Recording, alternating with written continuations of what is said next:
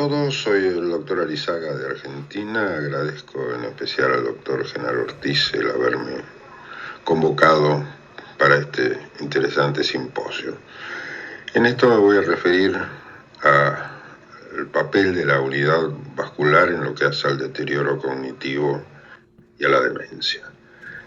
Esta historia siempre recordamos que comienza en noviembre de 1906, cuando Alois Alzheimer describe su primer caso y lo publica un año después en la revista de los archivos alemanes de psiquiatría, donde él describe la presencia en la anatomía patológica de la paciente de neurofibrillas que se combinan en haces, la célula se va desintegrando y al final queda solamente un ovillo, un fantasma que marca dónde estaba la célula, y que, bueno, años después íbamos a enterarnos que se trataba de la proteína tau. Y también encuentra que había una sustancia especial que llama él, que se podía observar sin colorante, pero que era muy refractaria a la tinción, extracelularmente se encontraba ubicada, recordemos, y que con los años sabemos que es la sustancia amiloide. Emil Redlich describió casos de demencia senil y también describió placas con ovillos y una sustancia que no se tenía, y no sabía claramente si era proliferación de células gliales o degeneración de células nerviosas, pero de cualquier manera lo consideró un evento secundario. Oscar Fischer también describió placas neuríticas en 12 de 16 casos de demencia senil, con inclusiones de origen desconocido y tamaño variable. Fischer y Alzheimer, además de Redlich, describieron las placas neuríticas con los ovillos, y Alzheimer especialmente consideraba que las placas eran un sello histológico claro de la demencia senil, pero que no eran la causa de la enfermedad.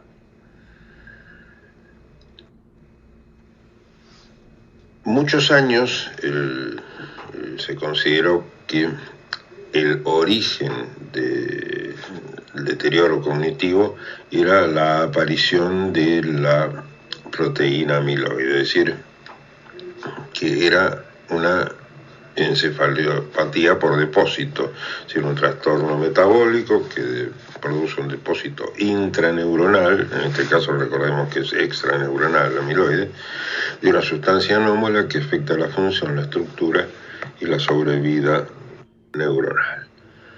Tenemos infinidad de casos de enfermedades por depósito, Gaucher, Niemann-Pick, Fabry, etcétera, etcétera, y lo que podemos afirmar que el Alzheimer no es una enfermedad por depósito de amiloide, sino que es una enfermedad con depósito de amiloide. ¿Y por qué decimos esto? Cuando ocurre un incendio, lo que se encuentra finalmente es ceniza, es común a todos los incendios, pero los que se ocupan de apagar el fuego y remover los restos no saben por qué se produjo el fuego hasta que no hagan las pericias correspondientes, si fue por un artefacto eléctrico, por una explosión de garrafa, por un cigarrillo olvidado, por una mala intención, por un cortocircuito o por un fenómeno meteorológico. Es decir, la ceniza es un epifenómeno, es algo que ocurre en el proceso del incendio, pero no es la causa. Y así estas placas y ovillos se vio, y hay infinidad de trabajos que muestran que podemos encontrar estas placas años, décadas antes de que comience el deterioro cognitivo, pero yo tengo en claro también que podemos encontrar décadas antes de que aparezcan las placas las causas que inician la fisiopatogenia del deterioro cognitivo neurodegenerativo. Estas causas son, acá hay coloqué parte solamente de ellas, son muy variables, pueden estar relacionadas con inflamación crónica, con trastornos a nivel de sinapsis, con trastornos a nivel de insulina, con estrés oxidativo. El envejecimiento es la causa más frecuente que citan como un factor de riesgo para la enfermedad de Alzheimer, y actualmente tenemos muchas teorías que muestran cómo la microbiota interviene en la génesis de patologías que llevan a una disfunción neuronal con una disfunción cognitiva, pequeños trastornos cognitivos, porque la estructura de la neurona es todavía normal. Y como reacción del huésped aparece entonces, como epifenómenos, aparece la amiloide beta y aparece la tau fosforilada. Todas estas causas, las originales, más la acumulación de amiloide alrededor de las neuronas y en los vasos, y la tau, producen daño estructural, y es lo que llamamos enfermedad de Alzheimer temprana, que luego es claro el depósito de amiloide beta y el depósito de tau formando placas seniles y ovillos neurofibrilares, y hay una pérdida neuronal y estamos ya frente a una enfermedad avanzada. Pero como podemos ver, no está originado en amiloide, sino que el amiloide está dentro del proceso evolutivo de la enfermedad. Es decir, la amiloide esencialmente es una respuesta del huésped a distintas cargas patológicas. Jacques de la Torre, alrededor del 2000, empezó a insistir que los procesos vasculares jugaban un rol muy importante para generar procesos degenerativos. Es decir, era antes el problema vascular para Jacques de la Torre que la neurodegeneración. Y él marca todos los factores de riesgo reportados para Alzheimer que tienen que ver con factores vasculares. Y bueno, esto no nos tiene que llamar la atención, porque el cerebro, que es el 2% de la masa corporal, se lleva el 20% del gasto cardíaco y el 20-25% del consumo de oxígeno y glucosa, y sabemos que al ser las neuronas células que están altamente especializadas, tienen un consumo energético importante, pero no tienen una reserva metabólica ni de oxígeno importante, son muy lábiles a las alteraciones del flujo cerebrovascular. Esto no nos tiene que llamar la atención viendo lo que son la cantidad de capilares que se encuentran en un cerebro. O sea que los trastornos neurodegenerativos desde hace años se ve que tienen como base una disfunción microvascular con una alteración de la barrera hematoencefálica y alteración de los factores vasculares, cardiovasculares en el individuo. Esto lo podemos ver en el trabajo de Lancet, donde desde la temprana edad tenemos la influencia de la apolipoproteína y con su alelo 4, la hipertensión, la obesidad en la mitad de la vida, y ya en la última etapa lo que es el fumar, la inactividad física, la diabetes, inclusive algunos otros factores de riesgo que hacen que cuando tenemos un 35% de factores prevenibles, más de la mitad de ellos son factores de riesgo vasculares. Hace muchos años, cuando uno buscaba en PubMed unidad neurovascular, encontramos que era el equipo neurovascular, la hipotensión ortostática, la compresión neurovascular, distintos ejemplos que nos hablaban o de equipos o de situaciones que unían al nervio y al vaso. Pero desde 2000 y pico se consideró que la unidad neurovascular es un conjunto de células endoteliales, gliales y neuronales que están todos ellos en función de la neurona. Es decir, la neurona es el centro de la unidad neurovascular para la cual funciona esa unidad, y se empezó a ver la importancia de la unidad neurovascular en los procesos neurodegenerativos.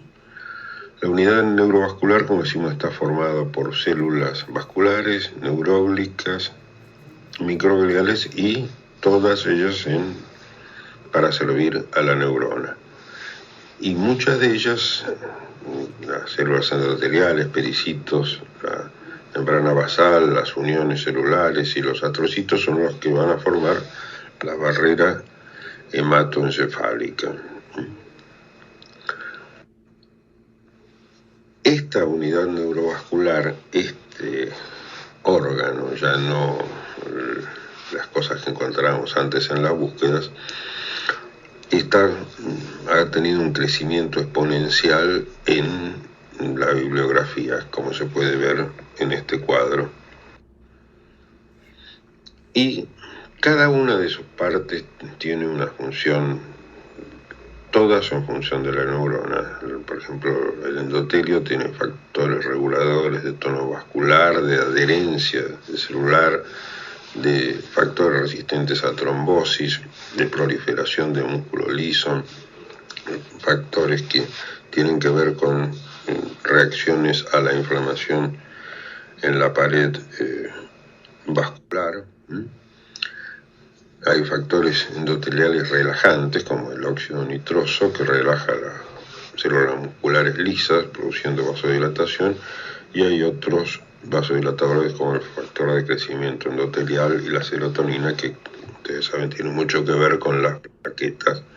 Y también hay factores endoteliales que no son vasodilatadores sino constrictores, como puede ser la endotelina, los prostanoides o la conversión de angiotensina 1 en angiotensina 2.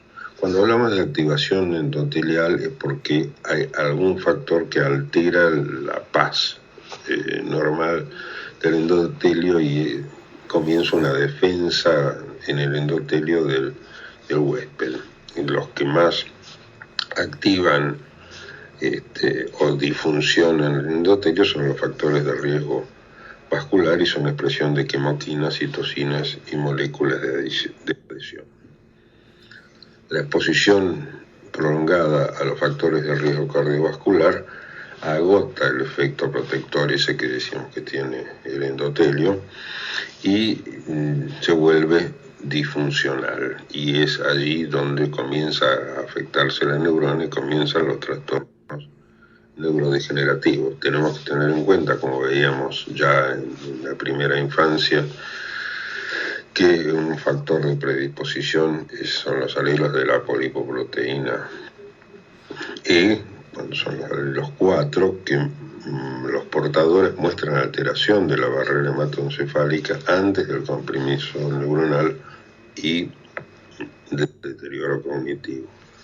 Los otros elementos de la unidad neurovascular son los pericitos, que son células multifuncionales con propiedades paracrinas, propiedades de células madres y también de contractibilidad. Así las describió primero Rouget en 1874, decía que eran células contráctiles que rodeaban el endotelio, y llama la atención que la relación en corteza cerebral es un pericito cada 3 o 5 células endoteliales, y en cambio, por ejemplo, en el músculo esquelético es un pericito cada 10 o 100 células endoteliales. Es decir, en el cerebro juegan un rol muy particular los pericitos. En ciertas áreas cerebrales, en las primeras etapas de la enfermedad de Alzheimer, el flujo disminuye un 50%, y esto estimula la producción de A-beta y la hiperfosforilación de tau. Tienen un papel vital los pericitos en el mantenimiento de la homeostasis, y su integridad es esencial para la integridad de la barrera hematoencefálica. Se ha observado hay disfunción de la barrera en pacientes con enfermedad de Alzheimer. Hay una sólida asociación entre esta difusión, los pericitos y la aparición de la enfermedad, y hay muestras en autopsias que hay una reducción del 32 al 35% en distintas áreas de la corteza cerebral y el hipocampo de los pericitos. Los otros son los astrocitos. Los astrocitos ayudan a mantener la homeostasis iónica y brindan soporte metabólico. Son los que toman elementos de la sangre, lo metabolizan y se lo dan a la neurona para que, como ya dijimos, no tiene una reserva metabólica a pesar del gran consumo que tiene. Hay diferencias entre los astrocitos del hipocampo y del cuerpo estriado, es decir, hay una especie de especialización de los astrocitos de la unidad neurovascular según las distintas regiones. Hay una correlación entre la permeabilidad de la barrera hematoencefálica y la demencia, y está demostrado que hay una pérdida de sustancias que aglutinan la barrera hematoencefálica en estos casos también. Y el otro ejemplo que tenemos es la microglía, que no es neuroglía, sino que es un representante del sistema reticular endotelial, que tiene en principio una actividad neuroprotectora, pero que luego en la inflamación crónica se pone hiperactiva y puede eliminar también partes útiles de las células. Es decir, esta unidad neurovascular está armada en función de la neurona, es para servir constantemente a la neurona, y como podemos ver cuando veíamos las causas, la inmensa mayoría de los factores que pueden iniciar una neurodegeneración están relacionados con los factores de riesgo cardiovascular. Quería hacer, por último, un homenaje a Pío del Río Ortega, que fue quien en 1938 describió lo que él llamó angiogliona, que es la unión del vaso, el astrocito con sus pies chupadores y el astrocito que alimenta a la neurona. Es decir, esto muchos años antes de cuando se empezó a hablar de unidad neurovascular, él ya hablaba de angiogliona. Esto lo publicó en 1942 y destaca que cada astrocito está en relación con los capilares y con las células y las fibras nerviosas para servirle como apoyo. Bueno, traté de en este tiempo poder hablar un poco de la importancia de la unidad neurovascular o aquella vieja angioglonal que hablaba Pío de Río Ortega. Muchas gracias por su atención.